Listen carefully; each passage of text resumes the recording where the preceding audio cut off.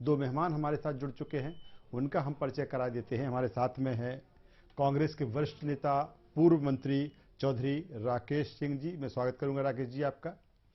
हमारे साथ में है डॉक्टर दिनेश सिंह चौहान साहब, अध्यक्ष हैं बेरोजगार युवा संघ के। चौहान साहब आपका स्वागत है।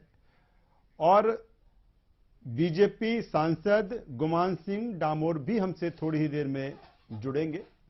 सबसे पहले डॉक्टर दिनेश, मैं आपके पास में आता हूं। जिस तरह से आप उसके अध्यक्ष हैं जिसको लेकर सभी दावे बहुत करते हैं, रोजगार देने की, आप बेरोजगार संघ के अध्यक्ष हैं। सरकार ने जिस तरह से ऐलान किया है 1 लाख सरकारी पदों को भरने का, किस रूप में देखता है आप और आपका संघ?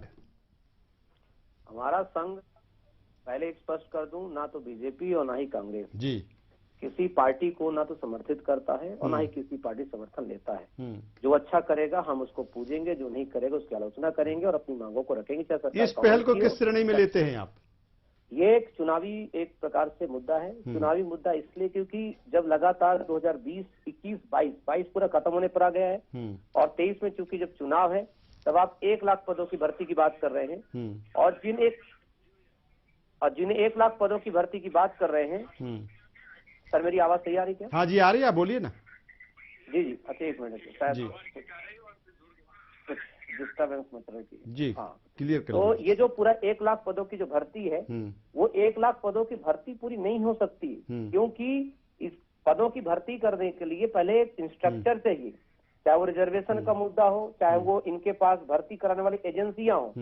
एजेंसियां कम, फ्रॉड ज्यादा हो रहे हैं इसमें। स्कैम पर स्कैम, एमपी टेट का स्कैम, एमपी पुलिस भर्ती का स्कैम। अभी चर्चा में आपको पूरा तमाम चीजें बताऊंगा, पूरा मेरे पास डाटा रखा हुआ है। और ये जो 1 लाख पदों की बात कर रहे हैं, 1 लाख पद छोड़िए, 50,000 पदों की भर्ती सही तरीके से अगर 1 साल में ज्वाइनिंग हो जाए वो बहुत बड़ी बात है। उसके पीछे कई सारे इसके रीजन हैं। जो अभी 1 लाख पदों का जो इन्होंने एक निर्देश जारी किया है वो पूरा का पूरा जा करके 3 से 4 साल का इनका पूरा प्लान है कि अभी पहले 2022 में हम नोटिफिकेशन की बात करेंगे।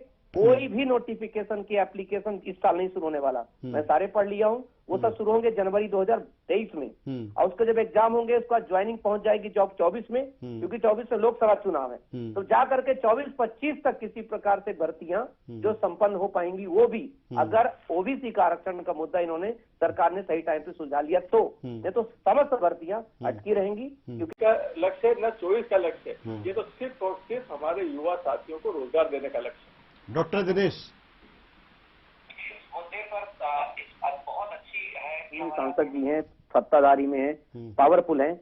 माननीय, मैं आपका एक ध्यान आकृष्ट करना चाहता हूं, अभी महिलाओं का रिजर्वेशन को दिया ही नहीं गया 33%। मध्य प्रदेश पुलिस कांस्टेबल भर्ती परीक्षा में नियम के साथ छेड़छाड़ कर दी गई। कोई बीजेपी का ना तो सांसद ना मंत्री कुछ नहीं बोला और महिलाओं को उनकी सीटें खाली चली गई। रिजल्ट अभी आया है, 155 से ज्यादा सीटें खाली इसलिए भी चली गई कि उनकी सीटें दूसरों को अलॉट करने के बाद भी आज वो तरह तरह भटक रही हैं। पहला पटवारी का कल भर्ती आई है माननीय, पटवारी की भर्ती में सोच लीजिए ग्रुप 2 सब ग्रुप 4 का सिलेबस चेप दिया गया, उसको एकदम कॉपी पेस्ट कर दिया गया।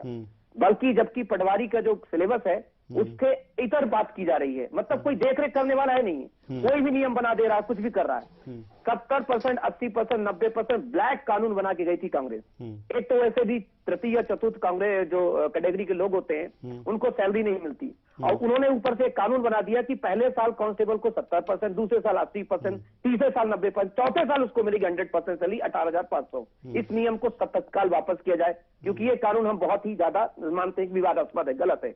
और 51,000 पदों को लेकर के लगातार एमपी टेट के बच्चे वर्ग 3 के, जिनकी पदों की संख्या 1.5 लाख ज्यादा खाली है, वो मांग कर रहे हैं कि हमें 51,000 पद दे दी जाए क्योंकि क्वालिफाइड किए गए 2.2 लाख बच्चे। तो इस पे संज्ञान लिया जाए। और आदरणीय बीजेपी सांसद से मैं यहाँ बैठ करके एक चीज से बस 2 पॉइंट का जो है आश्वासन लेना चाहता हूँ कि क्या ये महिलाओं की जो रिजर्वेशन नहीं दिया गया एमपी पुलिस भर्ती में वो फिर हमेशा ही कर दिया जाएगा। 33% सुनिश्चित है, लेकिन उनके नियम में मैं नियम भी भेज दूंगा। बहुत छेड़छाड़ कर दी गई ताकि उनको बाहर कर दिया जाए। क्या इनको इनका हक मिलेगा या ऐसी भर्ती प्रक्रिया चलेगी तो पूरी की पूरी भर्ती प्रक्रिया कहीं के कहीं बिक जाएंगी? क्योंकि जिन लोगों ने 10-10 लाख रुपए दिए उनको एंट्री कर दी गई, महिलाओं की सीटें भर दिया गया। इतनी बार हम लोग आवेदन लिए, तमाम चीजें लिए, लेकिन उसमें कोई संज्ञान नहीं हुआ। ऐसी भर्ती ला करके भी हम क्या करेंगे? क्योंकि जो बैठे हुए गांव में, जो घर में जो बैठा हुआ, जो पढ़ाई नहीं कर रहा है, उसका तो सिलेक्शन हो रहा है, और जो पढ़ाई कर रहा है, आप सोचिए कट ऑफ गई है 67.56 और 75 नंबर की लड़की का सिलेक्शन नहीं हुआ। ये रही पूरी फाइल। मेरे पास 300 लड़कियों का डाटा रखा हुआ है इस प्रकार से, जिसमें 100 लड़कियों ने मुझे पिटीशन के लिए भेजा हुआ है पूरा रिजल्ट के साथ। तो आदरणीय सांसद जी से मैं आग्रह करना चाहता हूं कि क्या इस पुलिस भर्ती में जांच करवाएंगे या ऐसे निर्देश देंगे कि तत्काल इन बच्चियों को दिया जाए। डॉक्टर दिनेश, मैं आपके पास में आऊंगा। चौधरी राकेश जी, राकेश जी, जिस तरह से ठीक है, जिस जो वादा किया